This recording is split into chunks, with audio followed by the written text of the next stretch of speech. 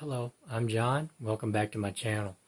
Today I've got a book haul to share with you, and it won't take too long because they're mostly hardcovers, big hardcovers, only a couple of paperbacks. And so since my last video, I've had to get a new phone, a new camera, and I'm still not exactly sure where to look into this camera. It's a little bit different from my other phone. Same brand, just a different setup. And hopefully the video and audio will be all right. I've done a few test videos and the audio and video seem better than my other phone. So I guess we'll find out. The first book is One Across, Two Down by Ruth Rendell. This is a reverse murder mystery from what I understand. It's from the murderer's point of view. Just from what I've read on the back, apparently he really hates his mother-in-law, I believe. And he's doing the crossword puzzle, and he thinks that if he's smart enough to do the crossword puzzle, then he must be smart enough to commit a murder and get away with it. And that's just a really interesting concept to me, so hopefully this will be pretty good. The next book is, and this was a disappointment to me, even though I was very happy to see this book. I'd never seen a copy of this book. It's Cool Hand Luke by Donn, Pearce. I was super happy to find this, especially for the price. I think it was $1, $2. And I started reading this few days ago, 4 or 5 days ago, and there's Paul Newman, of course. There is the man with no eyes, and Paul Newman in the sunglasses. And Cool Hand Luke has been one of my favorite movies for years and years. I think I first saw it when I was probably 6 or 7, and so I was really happy to find this. I'm losing my train of thought. I'm sorry. Getting lost in memories. I was really happy to find this, but I started reading it, and honestly, as it is kind of just holding it, my eyes started getting watery, my throat started getting kind of scratchy, I just kind of started feeling bad. And the reason is that even though it looks great on the outside, it is moldy on the inside. So I don't think I'll be able to read this one, and that's really disappointing to me. Like I said, because this is the only copy I've ever seen. And it was really good, actually. The little bit of it I got to read was pretty good. So I'm thinking about maybe ordering another copy of this or something like that. So, just getting a hold of it some other way. Because I would like to read this. I've known this novel existed for a long time. But like I said, this is the only copy of it I've seen. And next is The Artificial River by Carol Sheriff. And it's the Erie Canal and the Paradox of Progress, 1817 to 1862.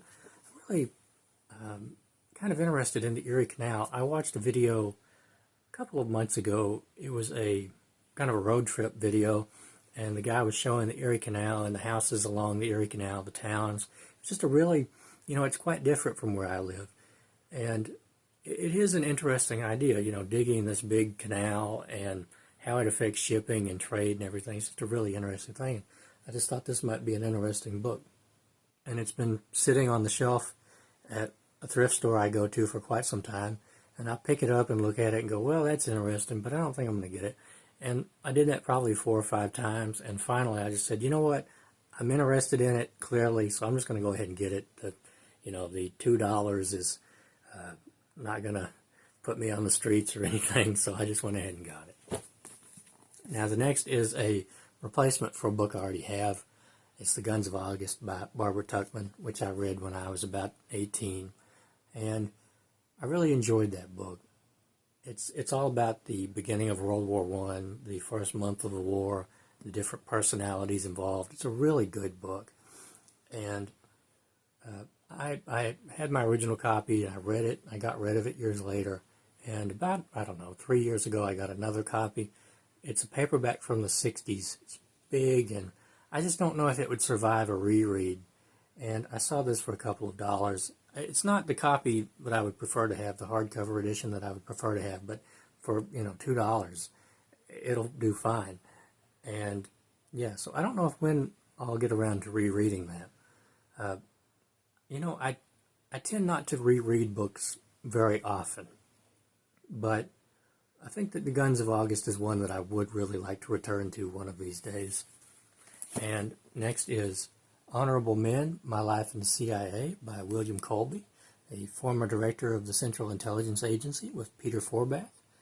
And so William Colby was very heavily involved in secret intelligence work during the 50s, 60s, 70s, and the 40s. He had been a soldier, and he had parachuted behind enemy lines and been involved in all kinds of sabotage in German-held areas, Scandinavia, France.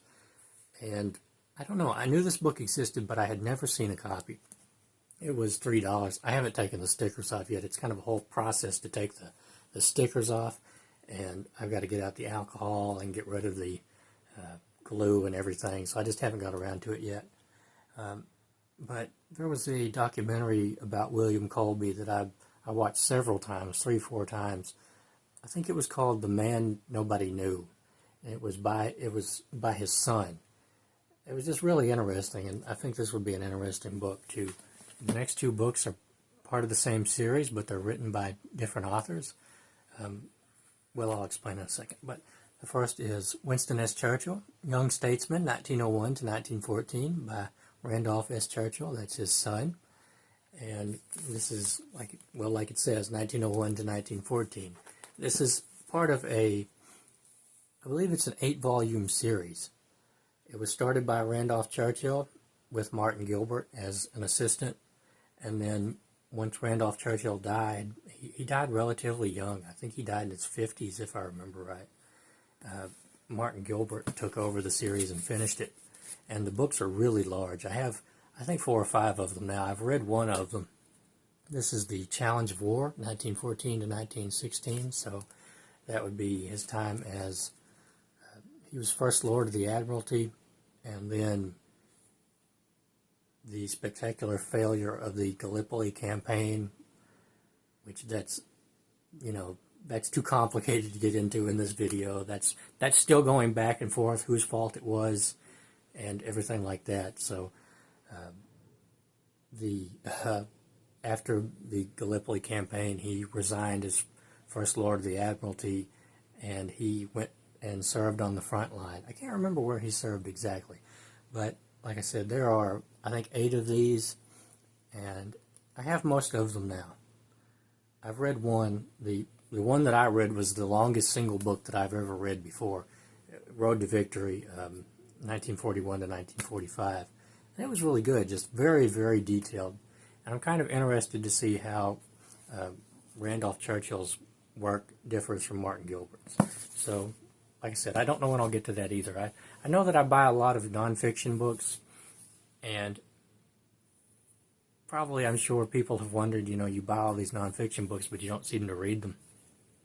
And the thing is, I go through cycles or something. It's kind of hard to explain.